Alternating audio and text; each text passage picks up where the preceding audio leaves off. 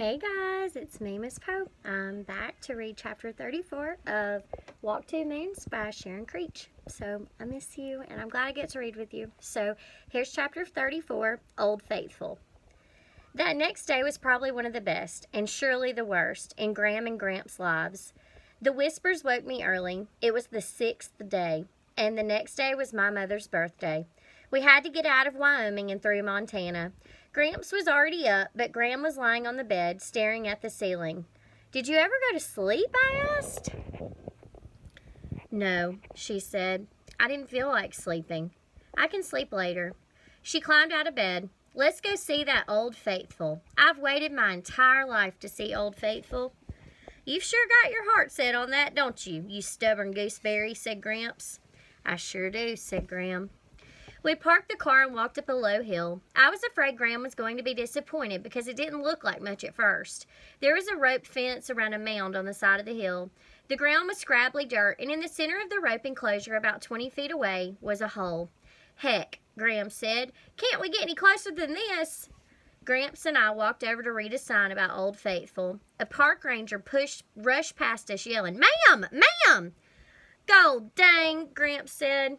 Graham was crawling under the rope. The ranger stopped her. "Ma'am, there's a reason for that rope," he said. Graham brushed off her dress. "I just wanted a better look." "Don't worry," the ranger said. "You'll get a good look. Please stay behind the rope." The sign said that Old Faithful was due to erupt in 15 minutes.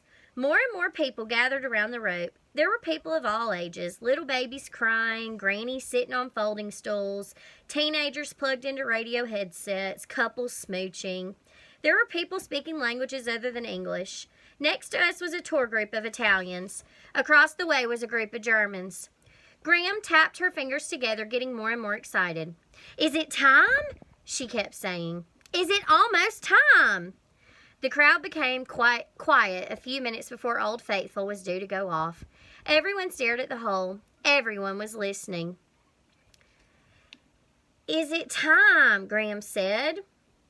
There was a faint noise and a little spit shot out of the hole. The man next to me said, "Oh, is that all?" Another noise, this time a little louder. A grating and crunching sound like walking on gravel. 2 fitful spits. "Oh," the man said. Then it was like the radiator boiling over the tea kettle, blowing its top. Old Faithful hissed and steamed. A sudden spout of water shot out, maybe 3 feet high. "Ah," the man said. "Is that all?" More steam, boiling and hissing, and a huge jingle, jangle, bang spray of water surged out, climbing, and then more and more, until it looked like a whole river of water was shooting straight up into the air. "It looks like an upside-down waterfall," Graham said. All the while there was a walloping hissing, and I could have sworn the ground rumbled and trembled underneath us. The warm mist blew towards us, and people started backing away. All except Graham. She stood there grinning, tilting her face up to the mist, and staring at the fountain of water.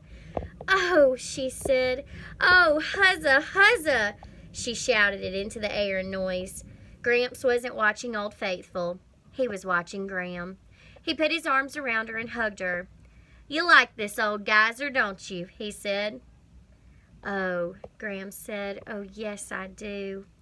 The man next to me was staring open-mouthed at Old Faithful. "Lordy," he said. "Lordy, that's amazing." Gradually, Old Faithful slowed down. We watched it undo itself and retreat into its hole. We stood there even after everyone else had drifted away. At last, Graham sighed and said, "Okay, let's go." We were inside the car about to leave when Graham started to cry. "Gold dang," Gramps said. "What's the matter?" Graham sniffled. "Oh, nothing. I'm just so happy I got to see Old Faithful." "You old gooseberry," Gramps said, and on we went. "We're going to eat up Montana," Gramps said. "We're going to get to the Idaho border tonight. You watch me. I'm putting this pedal to the metal." He stepped on the gas and peeled out of the parking lot. "Idaho, here we come." That's all of chapter 34, guys. I'll see you next time. Bye.